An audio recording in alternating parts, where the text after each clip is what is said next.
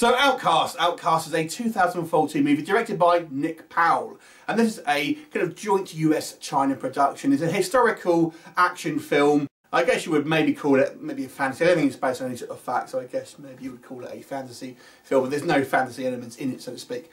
Anyway, basically it's the 12th century and it really follows the Hayden Christensen's crusader, and he's basically in a kind of sequence at the beginning. We see him in the sort of Jerusalem.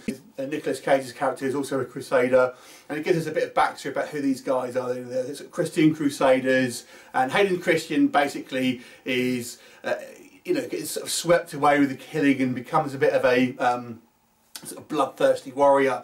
And then we cut to a couple of years later, and it's in China somewhere.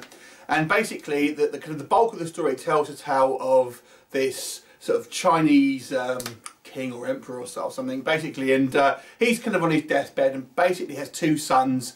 One of it is considerably younger.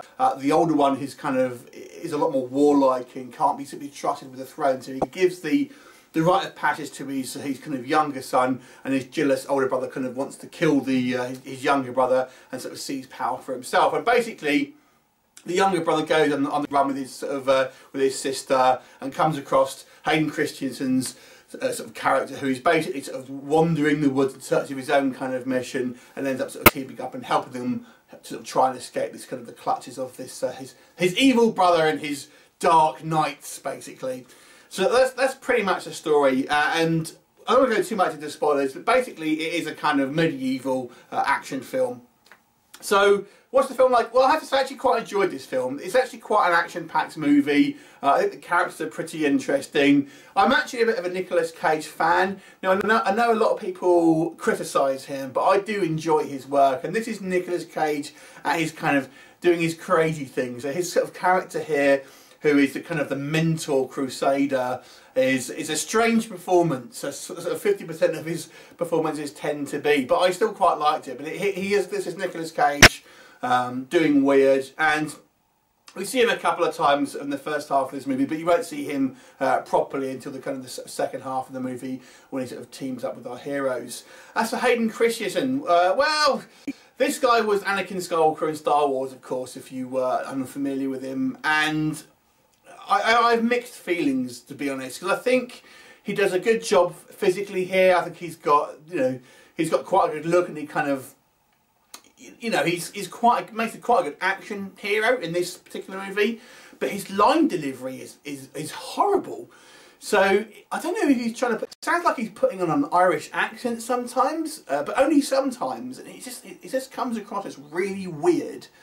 So his line delivery is sometimes a little bit cringeworthy, and this is a guy who should by now have some sort of decent acting chops, but I don't know, just his acting sometimes was extremely wooden in ways, and obviously the criticism levelled against him when he did Star Wars, you're thinking actually this is the guy who played Darth Vader. That was obviously we clearly that wasn't a good move, but this really kind of cements that. So the rest of the cast are all Chinese. Now, I've got a feeling probably what's happened is that this was probably recorded in Chinese and English.